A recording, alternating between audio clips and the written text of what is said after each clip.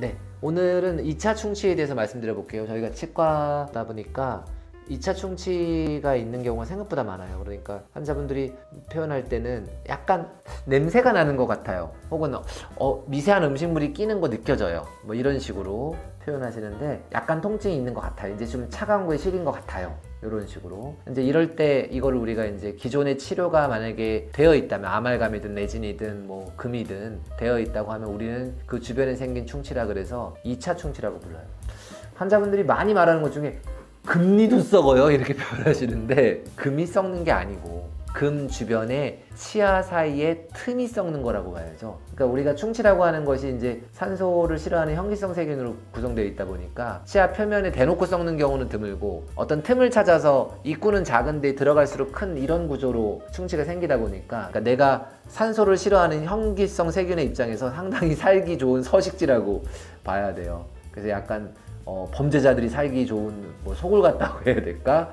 너무 그런 경우라고 일단 이해하면 좋을 것 같고, 그래서 이제 금이 썩는 게 아니고 금과 치아 사이의 틈, 거기에서 충치가 호발한다. 이것을 뭐라고 부른다? 2차 충치라고 부릅니다. 그래서 정기검진하다 발견하기도 하고 그 다음에 엑스레이에서 보기도 하고 또 실여서 증상을 가지고 판단하기도 하는데, 그렇게 되면 보통은 기존에 있던 인내이나 레진을 제거하는 게 좋습니다. 왜냐하면 환자분들이 엑스레이 찍고 오시면 엑스레이에 안 보여요 이런 표현 쓰시는데 엑스레이에 보이는 경우 분명히 있는데 작은 어금니 같은 경우에는 밑으로 썩은 게 보이고 왼쪽에 있는 인내이는 안 보이지만 안 보인다 해서 엑스레이 없다 해서 없다 이런 건 아니에요. 왜냐하면 금이라고 하는 거 예를 들어서 뭐 이런 치과 재료가 하얗게 그냥 보이다 보니까 그 안쪽을 쉽게 말하면 헬멧을 벗기 전까지는, 모자를 벗기 전까지는 이 상태를 정확하게 모르는 거예요. 안의 치아 상태를. 그래서 이제 엑스레이가 전부는 아니지만 엑스레이 등으로 판단을 해서 또 눈으로 보고 증상을 보고 해서 이제 판단을 하게 됩니다. 그래서 자, 결론은 뭡니까? 이제 이럴 때 제거하는 게 좋다는 거예요. 이거를 만약에 그냥 무조건 두고 보자, 증상만 가지고 판단해 버리시니까 내가 아프냐 안 아프냐 기준, 여러분도 알다시피 예를 들어 간의 한 70%가 나빠져도 별로 뭐 황달이라든지 그런 피로함이라든지 증상 별로 없이 몸이 적응을 하거든요.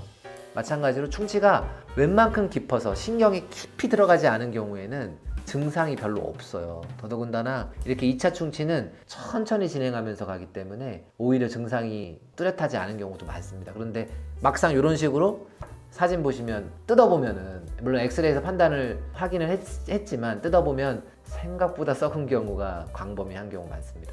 지금 이 분 같은 경우에도 뜯었더니 금 인내이 하방, 그 다음에 인전면까지 썩은 경우가 많습니다. 이제 이렇게 됐고, 이거를 이제 제거한 모습이고요. 제거를 해서 보호제라 그래서 저희가 뭐 베이스라고 하는 걸 좀 깔아서 신경과의 거리를 조금 최대한 줄여서 신경치료 가능성을 이제 줄입니다. 그래서 삭제해버리고 썩은 거는 보호제 베이스 깔고 그 다음에 이제 본을 뜨죠. 저희는 이제 2차 충치 있는 경우에는 특히 금보다는 세라믹 인레이를 많이 추천드려요. 왜냐하면은 접착의 문제 때문에. 그런데 금이라고 하는 거는 금과 치아 사이에 완벽한 접착, 그러니까 이런 완전 밀집된 그런 접착이 어렵습니다. 그러다 보니까 틈이 생기기가 쉬워요. 하지만 세라믹 인레이 같은 경우에는 우리가 표면 처리를 하고 치아와 접착하는 개념이기 때문에 치아와 세라믹 인레이 사이의 갭이 적습니다. 별로 없다고 볼 수도 있고, 그래서 2차 충치 가능성이 금 인레이보다는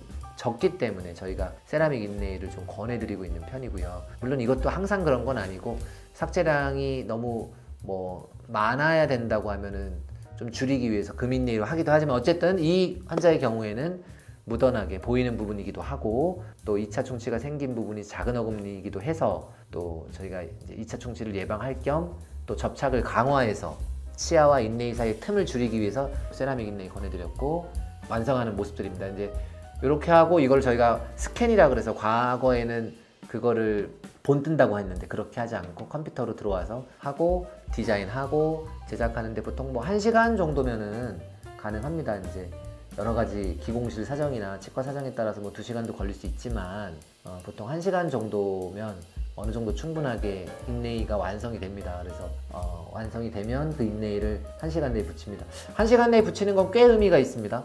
왜냐하면 보통은 제거하고 임시재료를 또 붙여주거든요. 근데 임시재료 역시 치아와의 밀접도가 좋은 게 아니기 때문에 침이라든지 음식물이라든지 박테리아는 물론이고요. 그런 것들이 치아와 임시재료 사이에 껴들어갈 수 있고, 그러면 이렇게 껴들어간 것 때문에 감염 내지는 치주염이 생길 확률이 높아집니다. 그래서 당일날 그런 임시재료 없이 붙이고 갈 수 있다면, 되도록이면 그날 완성하는 것이 여러모로 유리할 수 있습니다. 그래서 이렇게 해서 이제 완성된 사진 보여드렸고요.